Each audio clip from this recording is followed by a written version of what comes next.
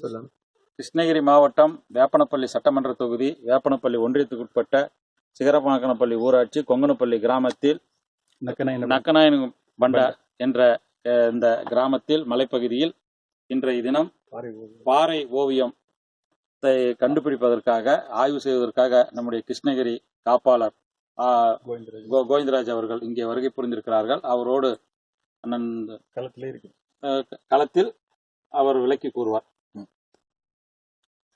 கிருஷ்ணகிரி மாவட்ட வரலாற்று ஆய்வு மற்றும் ஆவணப்படுத்தும் குழுவின் சார்பாகவும் கிருஷ்ணகிரி அருங்காட்சியகத்தின் சார்பாகவும் இன்று இந்த நக்கநாயன பண்டா என்ற இடத்திலே ஒரு பாறை ஓவியம் மற்றும் பாறை கீறல் உள்ள ஒரு முக்கியமான வரலாற்று முக்கியத்துவம் இந்த கிருஷ்ணகிரியிலேயே கிடைக்காத பல அரிய தகவல்களை உள்ளடக்கிய இந்த பகுதியிலே நாம் இந்த பகுதியினுடைய சட்டமன்ற உறுப்பினர் அவர்களோடும் நாம் அதே போல இந்த பஞ்சாயத்து தலைவர் அவர்களோடும் நாம் இந்த இடத்தை ஆய்வு செய்திருக்கிறோம்.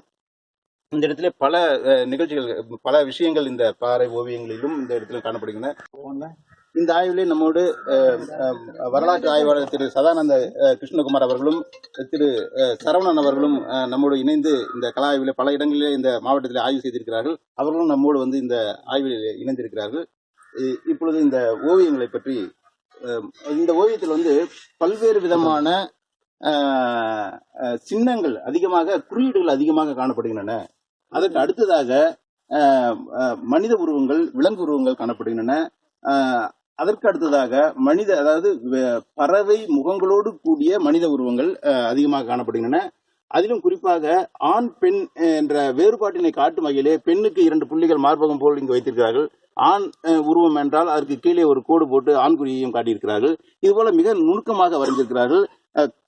கோலம் என்று சொல்லக்கூடிய அந்த வடிவங்களும் பறவைகளும் குறியீடுகளும் அதே போல நாமம் போன்ற யூ வடிவம் பல குறியீடுகள் காணப்படுகின்றன. அதற்கு எல்லாவற்றையும் விட மிக முக்கியமாக இந்த உருவத்தை இந்த பாறை உருவத்தினுடைய மிக முக்கியமான உருவமாக இந்த உருவத்தை சொல்லலாம். இதனை நாம் யூனிகான் என்று சொல்லக்கூடிய ஒற்றை கொம்பன் என்று சொல்லக்கூடிய ஒரு உருவத்தோடு, அதாவது இந்த உருவமானது இதற்கு முன்பு சிந்து சமவெளியில் சுமார் 5000 ஆண்டுகளுக்கு முற்பட்ட சிந்து சமவெளியில் முத்திரையில் மட்டும் 6 இடங்களில் இதே போன்ற முத்திரை காணப்படுகிறது. அதற்கு அடுத்ததாக நாம் இந்த முத்திரையை பார்க்கக்கூடிய ஒரே இடமாக நம்முடைய இந்த தற்போது நாம் பார்த்து கொண்டிருக்கிற இந்த சிகரமானப்பள்ளிக்கு அருகே இருக்கக்கூடிய இந்த இடத்தில் தான் நக்கநாயன பண்டா என்ற இடத்திலே இருக்கக்கூடியது. இதில் மிக முக்கியமாக இந்த உருவத்தினை பற்றி சொல்ல வேண்டுமானால் இங்கே ஒரு கொம்பு காட்டியிருக்கிறார்கள். அதே போல இங்கு இது ஒரு எருது போன்ற உருவம் என்ற ஆண்குறியை காட்டியிருக்கிறார்கள்.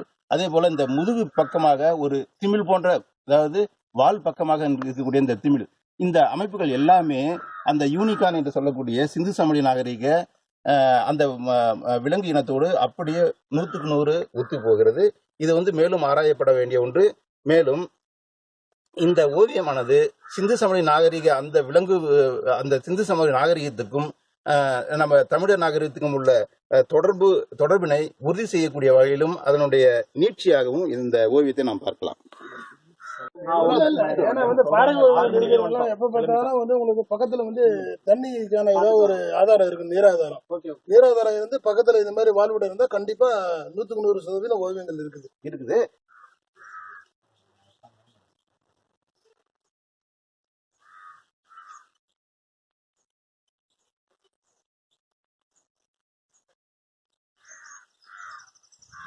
அதுல வீடியோ இருக்கு.